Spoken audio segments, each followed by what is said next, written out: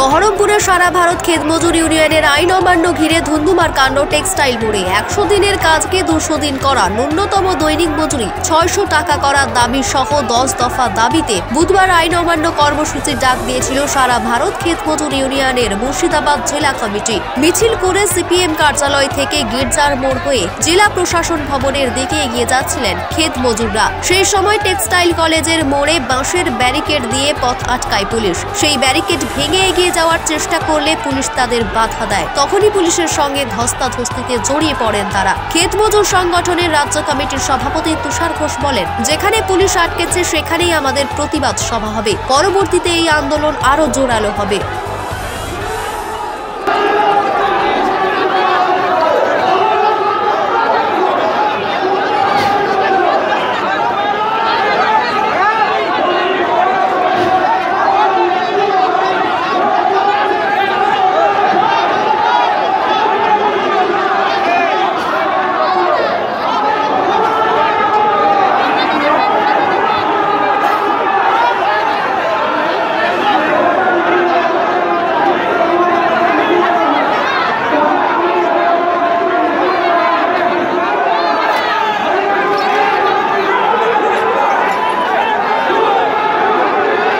গ্রামের গরিবরা যাচ্ছে কাজের জন্য, কাজ নেই, চাদর হারিয়ে গেছে, কিভাবে চলবে?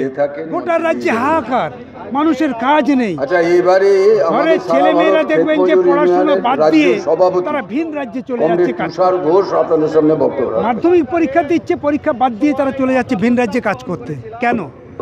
আসল ব্যাপারটা হচ্ছে নিজের এলাকাতে, নিজের দেশে, নিজের রাজ্যে কাজ না থাকার জন্যে, দীর্ঘদিন পঞ্চায়েতের কাজ বন্ধ থাকার জন্যে আজকে পড়াশুনো ছেড়ে যারা বাইরে চলে যাচ্ছে। আমরা বলছি 100 দিনে কাজ চালু করতে হবে। গোটা দেশে একটা আইন আছে, আইনের বলেই কাজ দেওয়া যেতে পারে, আবার 600 টাকা মজুরি দেওয়া যেতে পারে। এর জন্য কিচ্ছু করতে হবে না। দেশের সরকার শুধু টাকা দেবে, আইন অনুযায়ী 600 টাকা মজুরি দেবে। একটা টাকা বাড়ানো যাচ্ছে না। 200 দিন কাজ হচ্ছে না, 100 দিন কাজ বন্ধ। কেন এই জিনিস হতে পারে? গোটা দেশে একই অবস্থা। সেই জন্য আমরা আজকের শুরু মুর্শিদাবাদ জেলা থেকে এই যে আইন অমান্য আইন আমরা কেন